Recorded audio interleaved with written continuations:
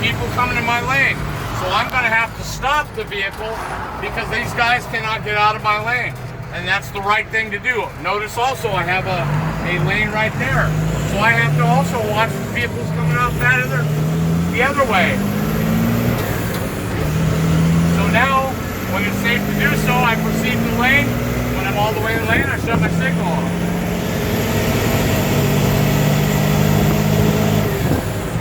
So, we're going to go 55 miles an hour on the freeway, because that's the top speed.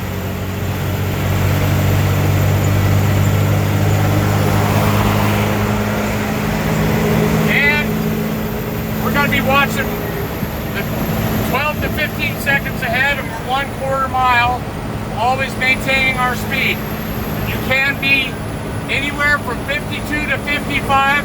They don't want you over 5 miles an hour and underneath the speed limit at any time.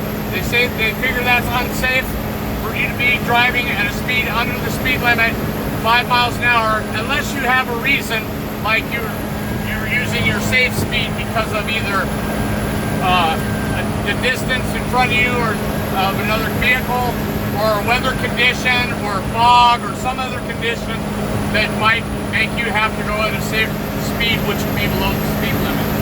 So at some point he may have you turn into the left lane, do a lane change, or if there's traffic like there is today, they'll ask you to do a simulated lane change.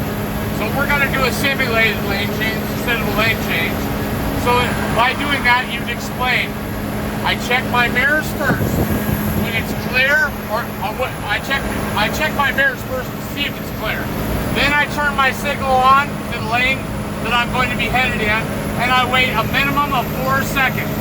Count that off your head. 1001, 2, 3, and so on to get at least 4. Check your mirrors again, because things can change in 4 seconds. If it's safe to do so, proceed until your vehicle's all the way in the lane.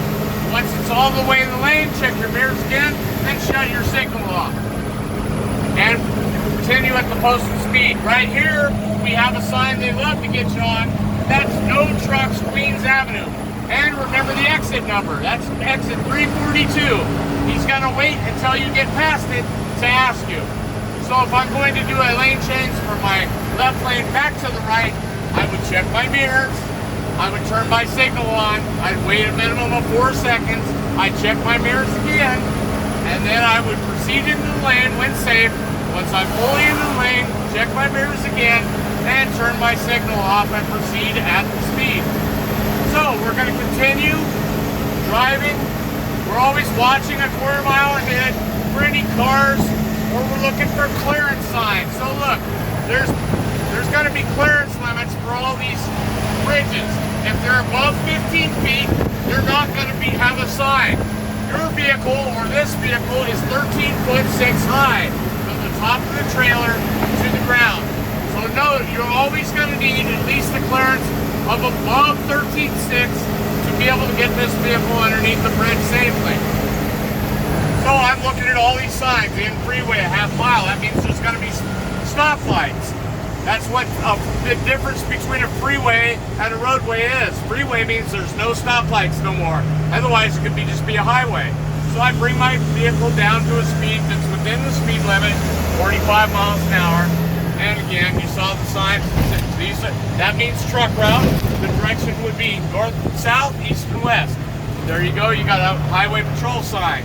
Now I'm starting to go down the hill. I'm going to go ahead and downshift. Because I'm not on a steep grade, I can go ahead and downshift my vehicle.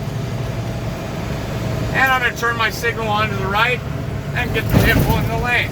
So I'm going to downshift to a safe speed to make my turn. Now this time we are going to turn into the merge lane because it's on the right side.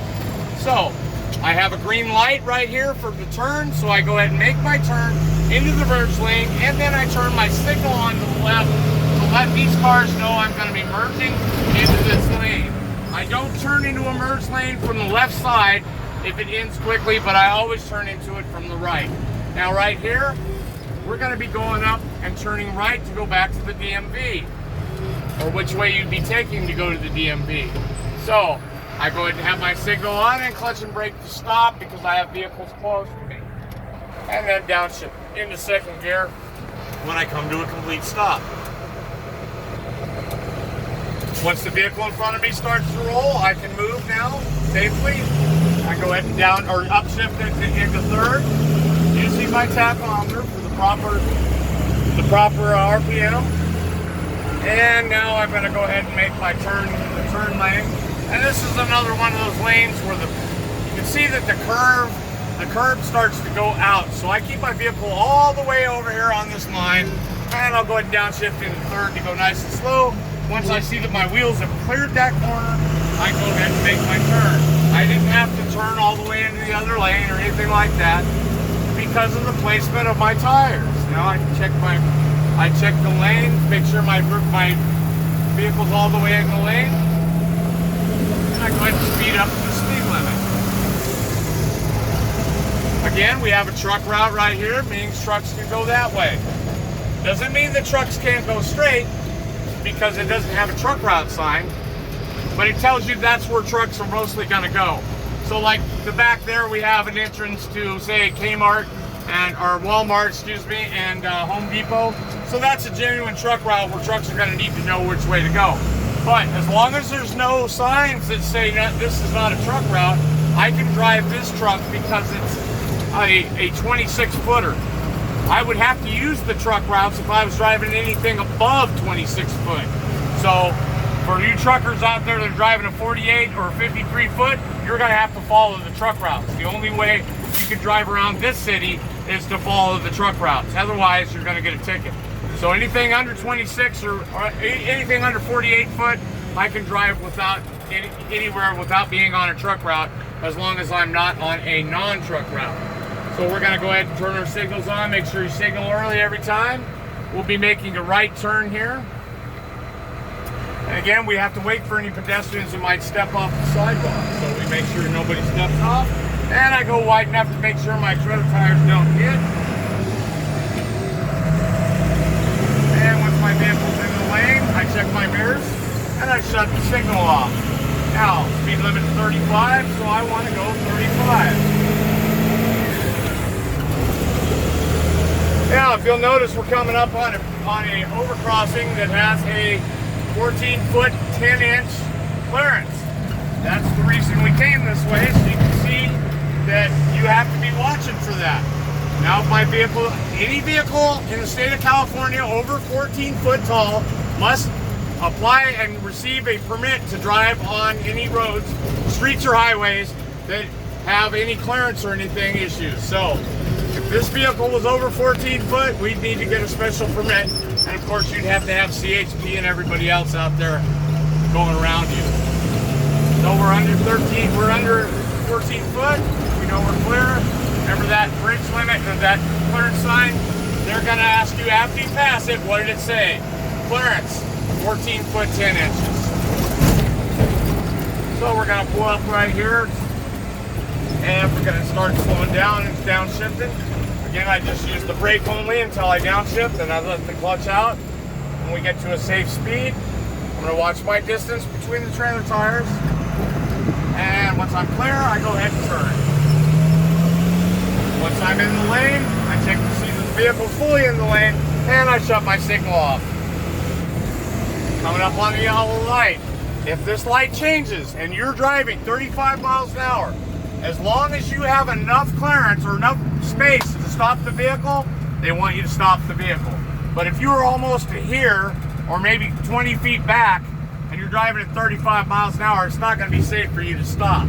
So you're going to want to go through it and take your chances that you might or might not get failed because you ran a yellow light. So sometimes you just have to guess.